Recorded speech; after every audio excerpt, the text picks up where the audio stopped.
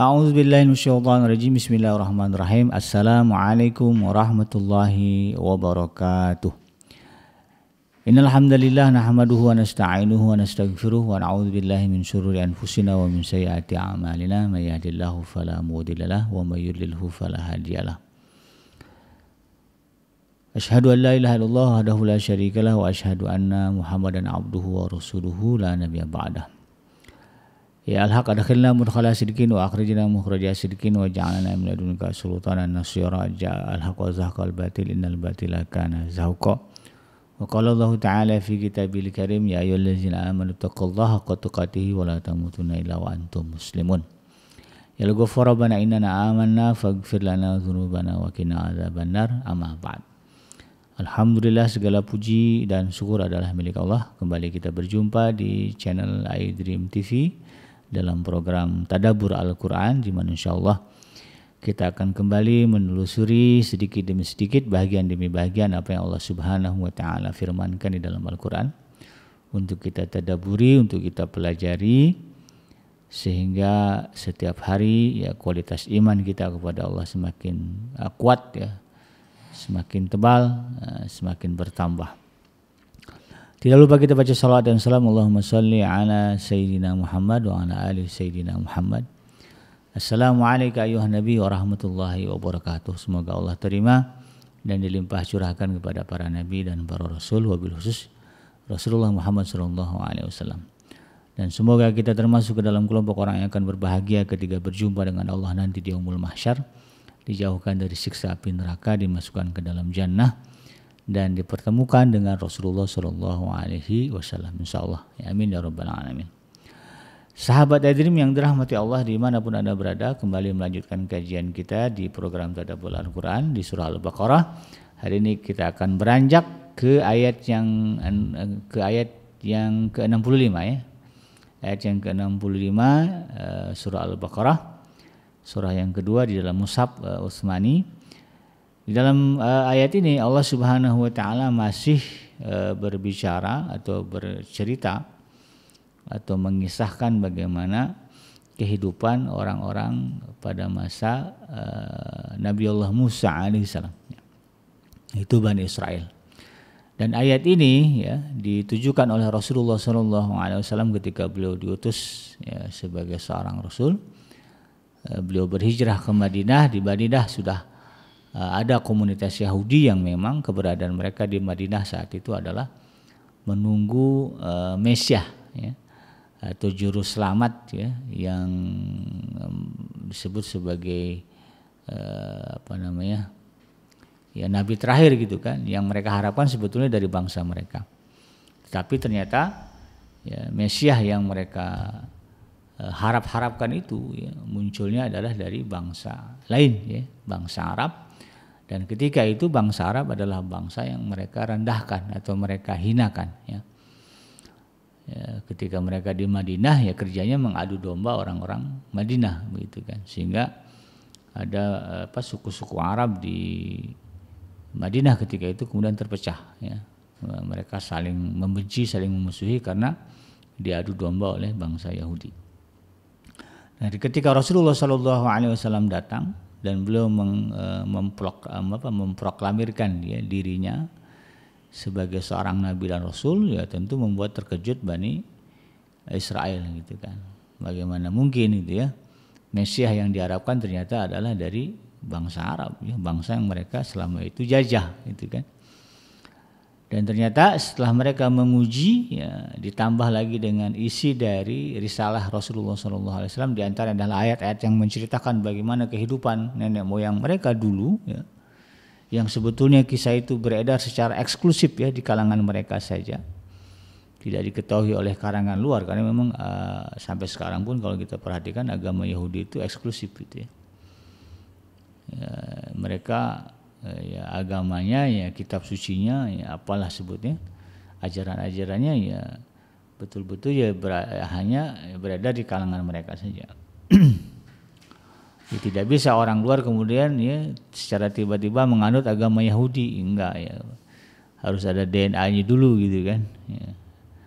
harus ada bukti ya, secara nasab keturunan mereka adalah orang Yahudi. Kalau nggak ada ya nggak bisa gitu. Nah, ketika mereka ya mendengarkan ya seruan-seruan Rasulullah SAW tentang ya ayat Al-Quran yang menceritakan kehidupan Bani Israel dulu, ya ini membuat mereka tambah syok. Kok dia tahu gitu ya. Nah, dan itu kemudian menunjukkan ya kebenaran sekaligus ya, bukti kenabian dari Rasulullah SAW. Kalau konteks historisnya begitu ya sahabat, tentang ayat-ayat yang bercerita tentang Bani Israel ini. Nah, termasuklah apa yang Allah Subhanahu wa taala kabarkan kepada kita ya, yang dulu disampaikan oleh Rasulullah SAW kepada orang Yahudi ya. Allah Subhanahu wa taala berfirman, a'udzubillahi minasyaitonirrajim.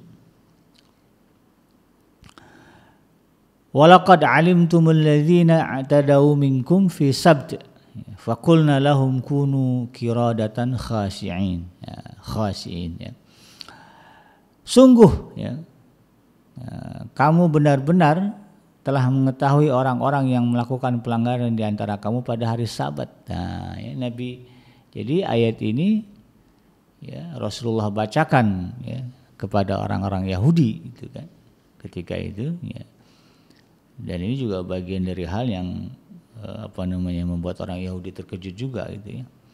Sungguh kamu benar-benar mengetahui orang-orang yang melakukan pelanggaran di antara kamu pada hari Sabat. Dulu nenek moyang kalian itu pernah dulu gitu ya, melanggar hari ketentuan ya, atau melanggar apa yang disebut dengan hari Sabat ya, hari Sabtu ya. Sabat ya, hari Sabat. Dan kemudian karena pelanggaran itu ya, Qulu ya, faqulna lahum, maka kemudian Allah mengatakan kepada mereka ya, ya kunu qiradatan khashiin, jadilah kalian kera yang hina. Ya. Nah, ayat ini ya sahabat Adrim yang dirahmati Allah ya, dijelaskan juga di dalam redaksi serupa ya, atau yang semisal ini juga disebutkan di dalam surah Al-A'raf ya, ayat yang ke-166 ya, di mana Allah Subhanahu wa taala menyebutkan falamma atau amma nuhu anhu qulna lahum kunu qiradatan khashiin ya. Kemudian ketika mereka ya orang-orang Yahudi itu bersikeras ya melampaui batas terhadap apa yang dilarang, kami katakan kepada mereka, jadilah kamu kera yang hina. Ya, jadi di dalam ayat ini bahkan diberikan spesifik ya, penjelasan spesifik bahwa apa yang mereka lakukan di hari Sabat itu ya, jelas-jelas ya merupakan pelanggaran. Ya, jadi ada yang mereka langgar ya, atau ada batas-batas yang mereka yang mereka dobrak gitu kan. Dan kemudian karena itu Allah Subhanahu wa taala ya mengutuk mereka ya, mengubah mereka menjadi kera yang hina, kunu qiradatan khashiin. Nah, ya. Nah, penjelasan lebih detail gitu ya. Ini juga disebutkan di dalam surah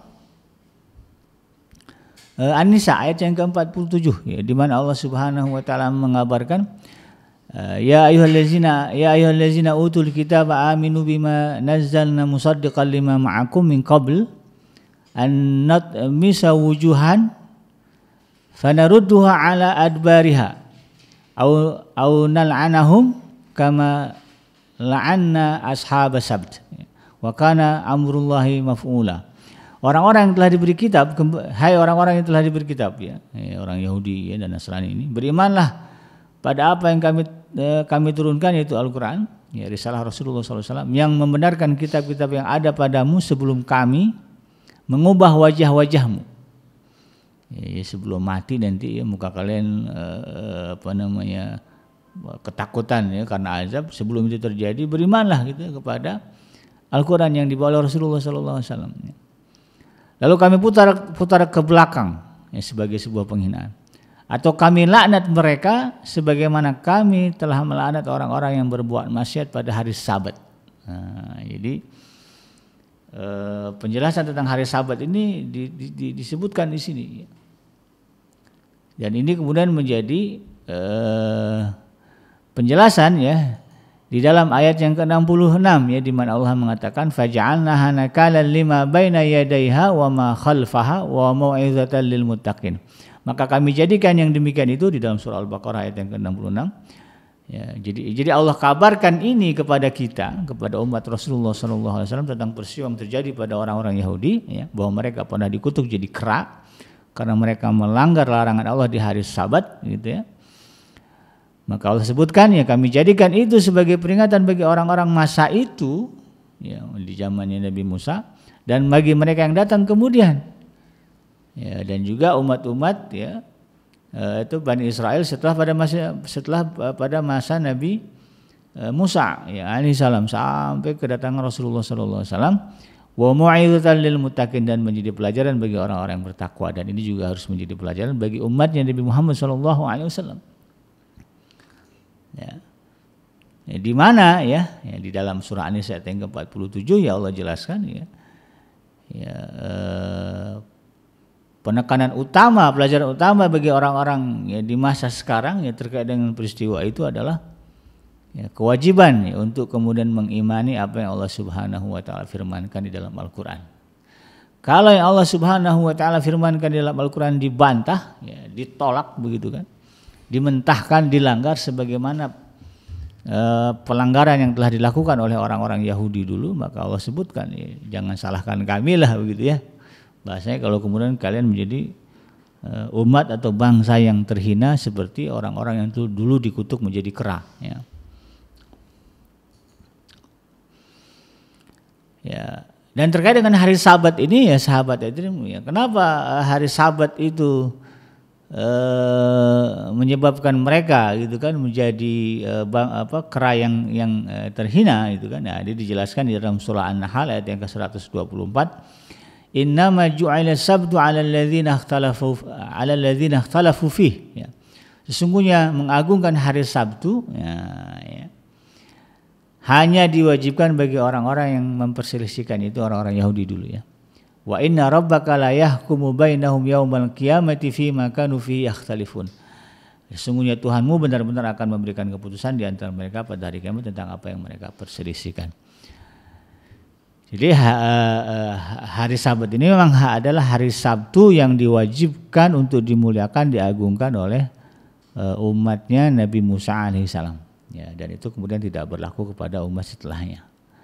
Jadi umat Islam kemudian tidak ada ya ajaran syariat yang kemudian memuliakan hari Sabtu, tidak ada. Itu hanya untuk orang-orang Yahudi ya pada masa Nabi Allah Musa alaihissalam. Nah, untuk kita umat Islam ya, umatnya Nabi Muhammad SAW, hari yang wajib kita muliakan adalah hari Jumat. Nah, ya. Sehingga kemudian di hari Jumat itu sholat zuhur diganti dengan sholat Jumat. Nah, ya, dulu sebelum kita ya, orang-orang Yahudi itu ya memuliakan hari Sabat atau hari Sabtu.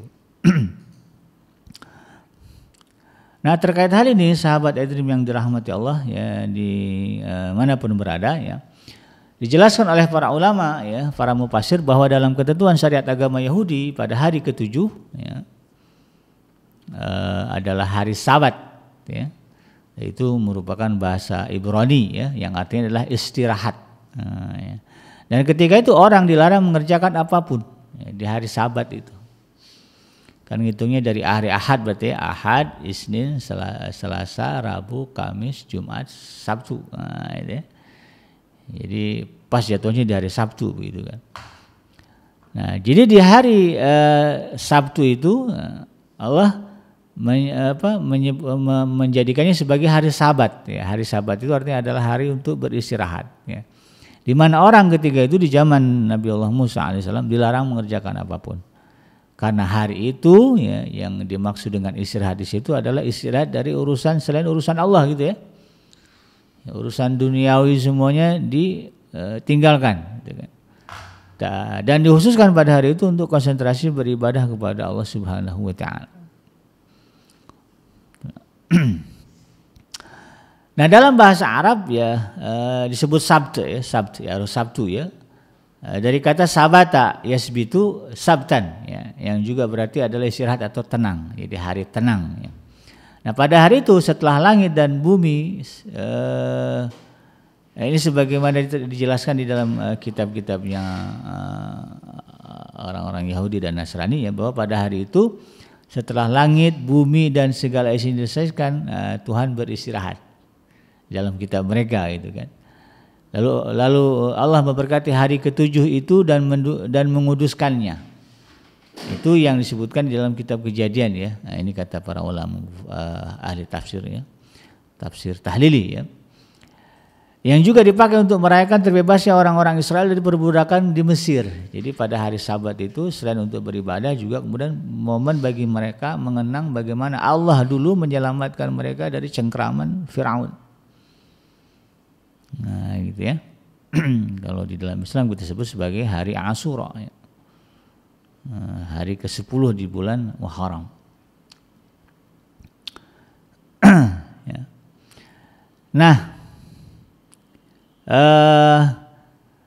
menurut kitab Perjanjian Lama, ya, mereka yang melanggar kekudusan hari Sabat, ya, termasuk kemudian juga menangkap ikan gitu, ya, atau nelayan-nelayan gitu kan, yang berada di mencari ikan di hari itu, bisa dijatuhi hukuman mati.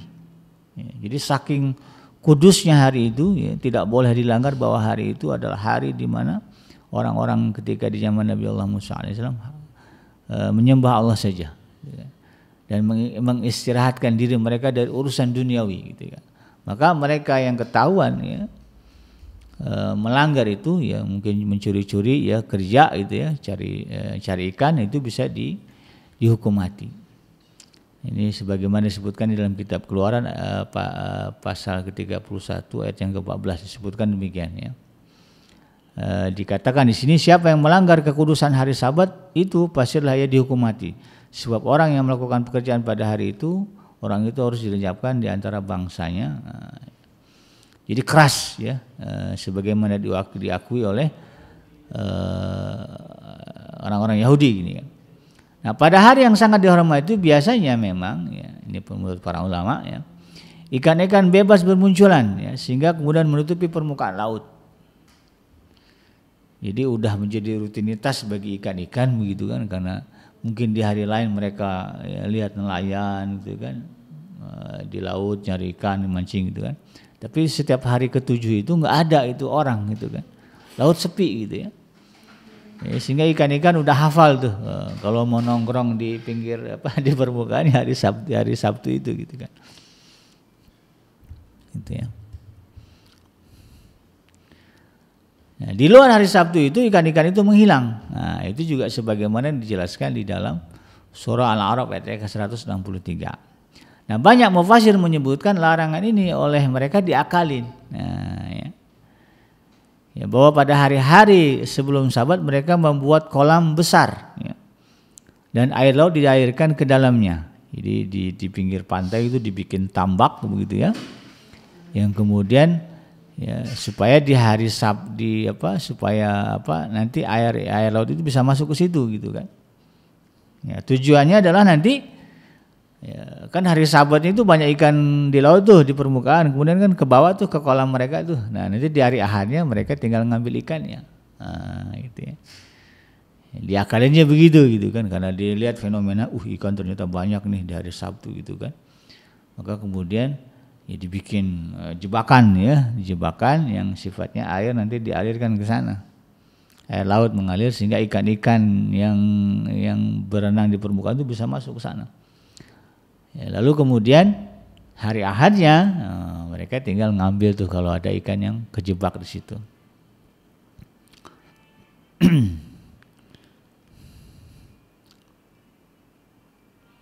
Nah, tetapi dalam hukum Tuhan mereka tetap disebut melanggar. Ya, maka Allah menjatuhkan hukuman dengan menjadikan mereka kera, sehingga mereka jauh dari kebajikan serta hina dan rendah.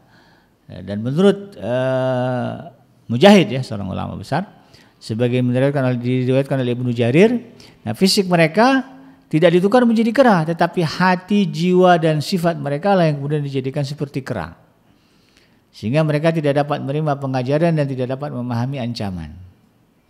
Ya. Dan menurut para ulama pada ayat ini mereka diserupakan dengan kera, ya, dan pada ayat yang lain mereka juga diserupakan dengan keledai, ya, sesuai dengan firman Allah Subhanahu wa taala dalam surah Al-Jumu'ah, ya.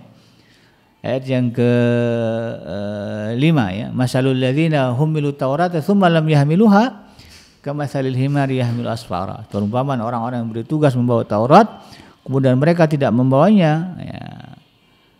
Maka perumpamaan mereka adalah seperti keledai yang membawa kitab-kitab yang tebal. Jadi ulama yang mengatakan, oh itu sebetulnya bukan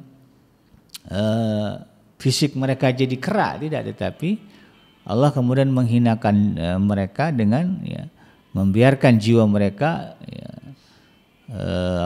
tersesat sehingga seperti menjadi kera gitu, ya, seperti binatang yang, ya, nanti kita bahas kera itu gimana gitu, ya. Nah, jadi bukan fisik mereka kemudian berubah menjadi kera, tetapi jiwa mereka yang berubah menjadi bersifat kera. Nah, ini sebagaimana di dalam surah Al-Jumu'ah ini, ya, itu kan. Itu adalah sebuah perumpamaan. Nah, kemudian jumhur ulama berpendapat bahwa mereka benar-benar bertukar wujud menjadi kera sebagai hukuman terhadap keingkaran mereka. Ya, tetapi mayoritas ulama kemudian mengatakan, ya walaupun, ya, bisa saja gitu kan penafsiran tersebut diterima, tetapi jumhur ulama kemudian mengatakan pada masa itu, ya, betul-betul ada orang Yahudi, ya, Bani Israel yang kemudian dirubah, ya, fisiknya menjadi kera, karena penekanan tentang itu Allah ulang-ulang di beberapa tempat, ya, sebagaimana yang disebutkan juga di dalam surah Al-Maidah yang ke-60, ya, di mana Allah Subhanahu wa taala berfirman, sebentar, ya. Di dalam surah Al-Maidah yang ke-60 ini Allah mengatakan waja'ala minhumul qiradah, ya, wal khanazir, ya, wa abdat taghut, ya, dan di antara mereka ada yang dijadikan kera, dan dijadikan babi, ya, dan juga orang yang menyembah tagut. Jadi memang merujuk ke ayat ini, ya, para ulama kemudian, ya, jumhur berpendapat, ya, bahwa memang apa yang terjadi dulu adalah, ya, orang-orang Yahudi yang ketika itu melanggar larangan Allah, ya, untuk memuliakan hari Sabat, ya, dengan ibadah saja. Ini kemudian mereka dikutuk, ya. Mereka berubah menjadi kera, ya, dan juga disebut sini ada yang juga jadi babi gitu kan. Makanya ada juga yang mengatakan babi haram dimakan karena sebetulnya itu asal usulnya dari orang Yahudi gitu, ya. Orang itu tadinya gitu, ya. Dan memang kalau diperhatikan, ya, sahabat Adrim, saya pernah baca bukan baca sih, ya, pernah lihat di National Geographic, ya, tayangan bahwa memang anatomi tubuh babi itu, ya, itu paling mendekati dengan anatomi tubuh manusia. Sehingga kalau ada percobaan apa-apa terkait dengan manusia, ya, mungkin medis atau apa, itu biasanya sampelnya itu diambil babi. Nah, bahkan yang terbaru kan penelitiannya bagaimana mencangkok jantung babi ke orang, walaupun belum berhasil, ya. Ini karena memang penelitian barat lah, ya, mengatakan, ya, anatomi dan segala bentuk inilah, ya, tubuh babi itu sangat dekat dengan manusia. Saya juga bingung gitu kan, padahal ada yang lebih dekat sebetulnya kan, ya, kera itu, ya. Tapi yang mereka kejar itu babinya. Nah, sahabat Adrim yang dirahmati Allah dimanapun Anda berada, jadi secara historis, ya, ini menunjukkan bagaimana Allah Subhanahu wa taala begitu murka ketika satu ketetapan yang telah diturunkannya, ya, kepada manusia itu dilanggar. Itu dilanggar. Jadi kesimpulan dari ayat ini adalah, ya, ibrah dari ayat ini adalah, ya, ini sebagaimana Allah mintakan di dalam surah di ayat yang ke-66-nya, wa ja'alnaha nakalan lima baina yadayha wa ma khalfaha wa mau'izatan lil muttaqin, ya. Hal itu adalah Allah ceritakan kepada kita untuk menjadi pengajaran, ya, bagi orang-orang setelahnya gitu kan, ya, termasuk kita lah orang-orang yang merupakan umatnya Nabi Muhammad SAW. Pelajarannya apa? pelajarannya adalah ketika kita yang manusia yang lemah ini, yang merupakan makhluk ini, dan penciptanya adalah Allah Subhanahu wa taala, melanggar apa yang sudah ditetapkan oleh Allah Subhanahu wa taala, udah jelas hukum haram halalnya gitu ya. Yang haram masih juga dilanggar begitu. Maka konsekuensi dari itu adalah kutukan, kehinaan, berubahnya sifat. Jadi atau hilangnya sifat kemanusiaan dalam diri kita. Makanya orang-orang yang mengingkari dan semakin dalam keingkaran manusia kepada Allah Subhanahu wa taala, itu derajat kemanusiaannya semakin rendah bahkan hilang berubah menjadi berubah sama seperti binatang. Makanya tadi kan di dalam surah Al-Jumu'ah dikatakan masalul ladzina humilut taurata tsumma lam yahmiluha kamatsalil himar. Orang-orang yang dulu diperintahkan membawa Taurat, artinya membawa di sini adalah mengamalkannya, menegakkannya. Tsumma lam yahmiluha, tapi mereka mengabaikannya begitu. Kamatsalil himar, maka mereka seperti keledai. Udah di dalam pandangan Tuhan bukan orang lagi gitu kan, tetapi sudah menjadi hewan. Itu tadi bisa jadi kera dengan segala sifatnya, kemudian babi dengan segala sifat keburukannya, dan juga keledai dengan segala sifat keburukannya.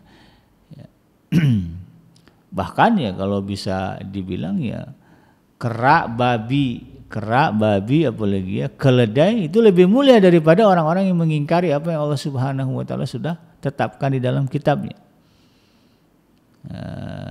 Sebagaimana disebutkan dalam surah Al-A'raf balhum awal gitu kan, ulaika kal an'am gitu ya. Walaqad zara'na li jahannama katsiran minal jinni wal insi lahum qulubun la yafqahuna biha wa lahum adhanun la yasma'una biha wa lahum a'yunun la yubsiruna biha ulaika kal an'am balhum adall. Allah berikan mereka perangkat untuk memahami untuk menjalankan perintah-perintah Allah Subhanahu wa taala dan menjauhkan diri dari larangan-larangannya begitu ya. Berupa hati, pendengaran dan penglihatan. Kalau itu kemudian tidak dipakai, maka mereka lebih sesat. Ulaika kal an'am, mereka itu seperti binatang ternak. Balhum adall, bahkan lebih sesat lagi, lebih jelek lagi daripada binatang ternak. Jadi kemuliaan diri kita manusia di hadapan Allah Subhanahu wa taala ada pada kepatuhan kita terhadap apa yang Allah Subhanahu wa taala tetapkan. Jadi kalau mau mengukur seberapa tinggi derajat kita di hadapan Allah Subhanahu wa taala, derajat kemanusiaan kita di hadapan Allah adalah seberapa banyak kepatuhan kita kepada Allah Subhanahu wa taala. Bisa dihitung dan bisa diukur Bagaimana ngitung dan mengukurnya, tinggal lihat aja dalam Al-Qur'an ini ada berapa perintah, berapa larangan. Dalam Al-Qur'an kan jelas ada perintah, ada larangan. Berapa banyak perintah Allah yang sudah kita kerjakan, maka itulah yang kemudian meninggikan derajat kita, derajat kemanusiaan kita. Manusia itu kan juga ada derajat-derajatnya kan.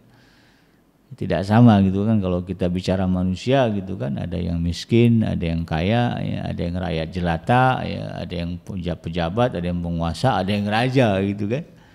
Itu kan beda-beda kehidupannya. Dalam pandangan Allah juga demikian gitu. Makanya ada orang-orang yang Allah muliakan, Allah tinggikan derajatnya.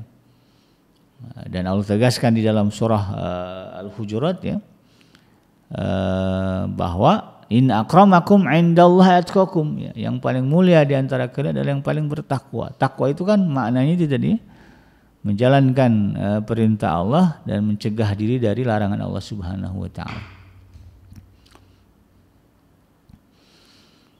Jadi kalau ingin tahu seberapa tinggi derajat kemanusiaan kita di hadapan Allah, tinggal ngitung berapa banyak sudah perintah Allah yang disebutkan dalam Al-Qur'an sudah kita kerjakan dalam 24 jam kehidupan kita. Atau dalam berapa tahun umur yang Allah sudah kita lalui gitu. Sekarang kita lihatlah berapa umur kita ini misalnya di antara kita ada yang sudah 40, ada yang sudah 50. Tinggal muhasabah saja. Sudah setua ini gitu kan. seberapa banyak sudah apa yang Allah Subhanahu wa taala perintahkan kita amalkan. Ya, ada ayat tentang salat, kita cek salat kita. Ada ayat tentang sedekah, kita lihat sedekah kita. Ada ayat tentang zakat, kita lihat seberapa banyak, seberapa rutin kita mengeluarkan zakat. Ada ayat, ya, ada perintah, ya, tentang berbuat baik, ya. Ayat tentang bertasbih, ya. Ayat tentang berpuasa, ada ayat tentang perintah melaksanakan ibadah haji dan umrah, ya. Itu bisa kita ukur. Semakin banyak perintah-perintah Allah itu sudah menjadi bagian dari amalan kita, ya, rutinitas kita, ya, memang keseharian kita tidak jauh dari perintah Allah, begitu ya. Maka semakin tinggi derajat kemanusiaan kita di hadapan Allah Subhanahu wa taala. Ya. Dan kalau ingin tahu ya seberapa rendahnya derajat kita di hadapan Allah, itu tadi seberapa banyak ayat, ya, larangan yang sudah Allah tetapkan kemudian kita kerjakan, kita langgar. Ya, dari yang paling besar ya ada syirik. Ya, kalau udah syirik, ya musyrik, ya, itu udah hilang ya derajat kemanusiaannya, udah jadi binatang. Sebagaimana yang terjadi pada orang-orang Yahudi ini. Ada ayat larangan tentang zina, ya. Larangan tentang mabuk, ya, larangan tentang judi, ya. Larangan tentang gibah, ya, larangan mengadu domba, ya. Larangan apalagi, ya, berkata kotor, ya. Larangan hasad, dengki, itu kan larangan semua itu. Ya. Semakin banyak larangan-larangan Allah yang kita justru kerjakan, ya. Di larangan Allah itu yang justru kita kerjakan. Dilarang zina, kita zina, ya, nauzubillah, ya. Dilarang mabuk juga. Nah, itu semakin banyak itu, maka semakin dekatlah, ya, derajat kemanusiaan kita kepada binatang. Kalau ada semua, ya, dosa-dosa itu dilakukan, udah dah, ya, asli, ya, udah nggak dipandang sebagai manusia oleh Allah Subhanahu wa taala. Nah, itu kan. Kalau udah semua tuh, ya, udah nggak ada yang tersisa gitu, ya, dari kemaksiatan yang sudah dilarang oleh Allah, yang tidak dikerjakan, udah semua dikerjain, udah paling rendah. Tapi meskipun demikian, ya, Allah Subhanahu wa taala itu kalau berbicara ayat-ayat yang lainnya gitu, ya, sebagaimana juga yang terjadi pada Bani Israel dulu, Allah tetap Maha Pengampun. Ya. Walaupun manusia sudah menjatuhkan derajat kemanusiaannya itu kan serendah-rendahnya, selagi nyawa belum di tenggorokan, ya, belum sakaratul maut, ya, karena kalau udah sakaratul maut semuanya udah nampak tuh, ya. Surga udah kelihatan, neraka sudah kelihatan, alam akhirat sudah kelihatan, apa yang didustakan udah kelihatan gitu. Nah, udah nggak bisa lagi, ya, untuk memperbaiki diri. Selagi itu belum ke sana, ya, selagi masih ada nafas, masih ada nyawa, masih ada kesempatan hidup yang Allah berikan. Kalau dia manusia itu mau, ya, mengangkat kembali derajat kemanusiaannya, Allah beri kesempatan. Bahkan di dalam dalam cerita tentang Bani Israel berkali-kali, ya, keingkaran Bani Israel itu kemudian Allah maafkan. Ya, bahkan selalu dibuat perjanjian baru, ya, renew, ya. Udah melakukan dosa ini, dikumpulkan lagi sama Nabi Musa, disuruh tobat lagi, ya. Dibikin lagi perjanjian baru lagi. Kemudian dilanggar lagi perjanjian itu, dikumpulkan lagi sama Nabi Musa, disuruh tobat, lalu kemudian dibuat lagi perjanjian baru untuk ketaatan mereka. Seperti itu. Itu sedegil-degilnya, senakal-nakalnya, sebandal-bandalnya orang Yahudi, Allah masih beri kesempatan hidup, kesempatan bertaubat. Apalagi kita, ya, umatnya Nabi Muhammad SAW, umat akhir zaman, maka tentu lebih besar lagi peluang itu kita dapatkan. Makanya banyaklah, ya, dalam kisah-kisah kehidupan kita yang realita, kenyataan, banyak orang, ya, sudah bergelimang dengan lumpur dosa pun pada akhirnya ketika dia mau, ya, membersihkan dirinya, ya, memperbaiki jiwanya, itu Masya Allah beri kesempatan. Berapa banyak orang yang kemudian, ya, mendapatkan hidayah Allah, lalu kemudian hijrah, tobat dari kemaksiatan, ya, jadi mantan preman, ya, mantan pelacur gitu, ya, mantan pembunuh, mantan penjahat, semua mantan lah, mantan korupsi, ya, koruptor gitu kan. Ketika mereka, ya, niat mau memperbersihkan, Allah terima, ya. Bahkan ada juga yang husnul khotimah sepertinya, nah dulu ada tuh ya mantan pengedar narkoba, kemudian dihukum mati gitu kan. Dan sebelum dihukum mati dia sempat pindah agama ya, menjadi seorang muslim mu'alaf, dan hukuman mati itu tidak bisa dihindarkan lagi ya. Lalu kemudian dia menjalaninya ya, ada yang saya baca di beberapa berita ya, di medsos terutama ya, orang-orang yang menyaksikan kematiannya setelah dihukum mati menyatakan wajahnya cerah gitu ya. Padahal dulunya adalah gembong narkoba gitu ya. Ya mungkin udah banyak ya kalau bicara gembong ya. Semua dosa udah dibuat dah gitu ya. Lalu kemudian dia masuk Islam dan menjalani hukuman kematiannya, bisa jadi husnul khatimah kan begitu. Nah, makanya di satu sisi ya ini juga tetap memberikan optimisme kepada kita walaupun betapa kerasnya ya murkanya Allah Subhanahu wa taala kepada orang-orang yang melanggar apa yang telah Allah tetapkan di dalam Al-Qur'an. Pada akhirnya tetap ya Allah itu adalah zat yang Maha Rahman, Maha Rahim ya, Maha Pengasih dan Maha Penyayang. Demikian sahabat iDream ya, mudah-mudahan ayat ini surah Al-Baqarah yang ke-66, ayat yang ke-65 hingga ayat yang ke-66 ini ya, bisa kita ambil ibrah ya, memperkuat motivasi kita untuk senantiasa taat kepada Allah Subhanahu wa taala dan menjauhkan diri kita dari kehinaan ya akibat kemaksiatan dan dosa. Yang benar datangnya dari Allah Subhanahu wa taala dan yang salah semata-mata lahir dari kealfaan dan kehilapan saya pribadi. Saya bikin pamit undur ya. Hasbiyallahu la ilaha illa huwa alaihi tawakkaltu wa rabbul arsyil azim. Subhanaka Allahumma rabbana wa bihamdika asyhadu an la ilaha illa anta astaghfiruka wa atubu ilaik. Walhamdulillahirabbil alamin. Wassalamualaikum warahmatullahi wabarakatuh.